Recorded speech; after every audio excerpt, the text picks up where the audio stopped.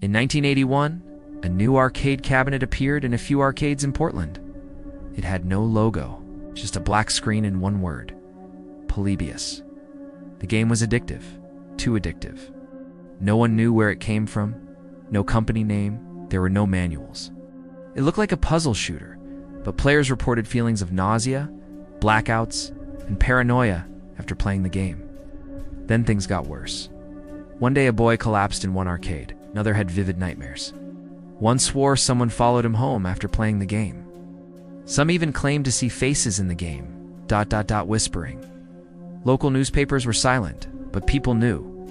What was the secret game and how did it affect everyone? Less than a month later, Polybius disappeared. All the cabinets were removed overnight. Some say men in black suits took them.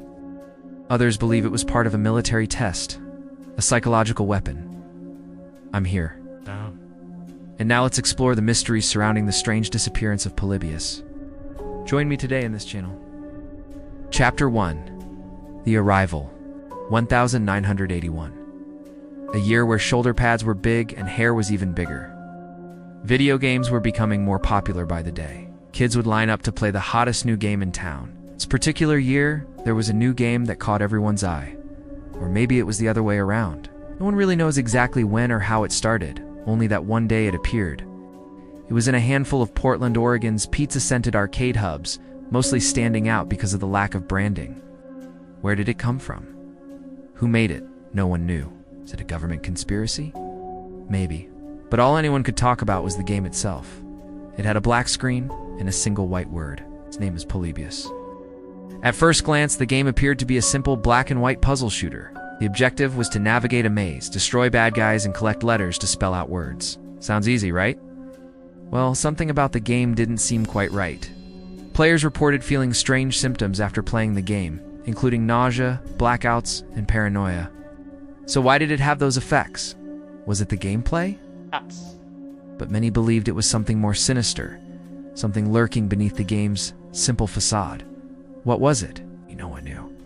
But that didn't stop them from trying to find out. Those who played described the game as mesmerizing, unable to tear their eyes away from the screen, even when they wanted to. It seemed to have a hypnotic effect on them, drawing them in deeper and deeper. Chapter 2. The Effects.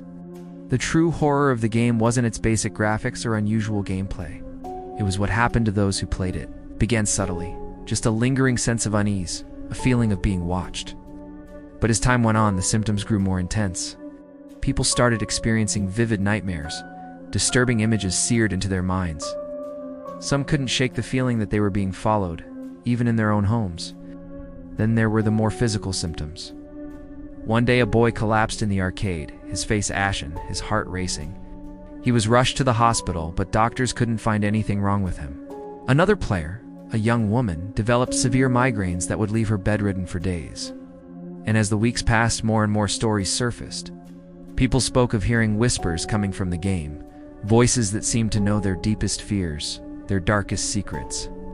They described seeing demonic faces peering at them from behind the screen, their eyes burning with an otherworldly fire. Others felt as if they were being watched, stalked by an unseen presence whenever they played. The local newspapers were silent, ignoring the growing panic among the community. But word spread like wildfire. People knew something was wrong with the game. They just didn't know how bad it was. But it wasn't just the game itself that was unsettling. It was also what happened after it was turned off. Many players reported strange occurrences in their homes, unexplainable events that left them questioning their sanity. Doors would open and close on their own. Whispers would echo in the dead of night. And sometimes they would wake up to find scratches on their skin, wounds that seemed to have been inflicted by unseen hands. Some believed that the game was somehow tapping into their minds, invading their thoughts, and manipulating their actions. They couldn't shake the feeling that they were being tested, that they were nothing more than lab rats in some twisted experiment. Chapter 3. The Vanishing. After less than a month, it vanished. One day the cabinets were simply gone, taken away in the dead of night, leaving behind only a handful of unanswered questions. How did it happen? Why did it disappear? And what was its purpose? Rumors began to swirl. Some said that men in black suits arrived at the arcade in the middle of the night, demanding to see the game. When the owner refused, they broke in and took it away. Others believed that the game was part of a secret government experiment, a test of the human mind that went horribly wrong. The truth is, no one knows what happened to Polybius. The game just vanished without a trace, taking its secrets with it. The mystery deepened when the local arcade owners received anonymous phone calls, warning them never to speak of the game again. As the years passed, the legend of Polybius grew. People began to question whether it was real or just a figment of their imagination. But the more they tried to forget about it, the more it seemed to haunt them. They couldn't escape the feeling that something was watching them, waiting for them to let their guard down. And then there were the strange coincidences. People who had never met before would bump into each other and share the same story, the same nightmare, the same fear. It was as if the game had left its mark on them, a psychic scar that connected them all. Chapter 4. Theories. Over the years, various theories have attempted to explain the enigma of Polybius, weaving tales that blend reality and fiction. One of the most popular theories suggests a connection to MKUltra, a top-secret CIA project from the 1950s to 70s that explored the potential of mind control and chemical interrogation. Could Polybius have been a part of this sinister program, a tool for testing the limits of human endurance and breaking free from mental conditioning? Some believe that the game was designed to manipulate players' minds, driving them to the brink of insanity. The symptoms experienced by players, from nausea to paranoia, could have been part of the game's programming, a way to break down their mental defenses and make them more susceptible to suggestion. Theories also abound regarding the game's sudden disappearance. Some believe that the CIA, realizing the potential danger of Polybius, intervened to retrieve the game and erase any trace of its existence. Others believe that the game was part of a larger government experiment, a social experiment to study mass hysteria and public reaction to a mysterious phenomenon. However, there is no official record of these theories, only rumors and speculation. The truth is, we may never know what really happened to Polybius. But that hasn't stopped people from searching for answers. Some say if you look hard enough online, you can find a version of the game. They warn you, don't play it alone. Conclusion: despite numerous theories and speculations, the truth behind Polybius remains elusive. No copies of the game exist. No photographs or videos offer a glimpse into its eerie presence.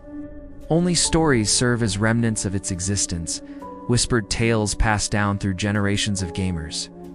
Yet every now and then, a black cabinet bearing the enigmatic name Polybius is spotted at some forgotten arcade.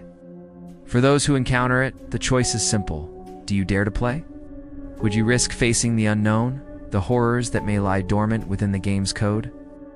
Or will you turn away, letting the mystery of Polybius remain unsolved, its secrets buried in the annals of gaming history? The decision is yours. But remember, once you step into the world of Polybius, there's no turning back. Thank you for watching this video. If you enjoyed it, please give us a like, and do not forget to subscribe to our channel, so you and miss out on our future uploads. We have many more videos in store for you. Till next time, stay curious and keep exploring the unknown.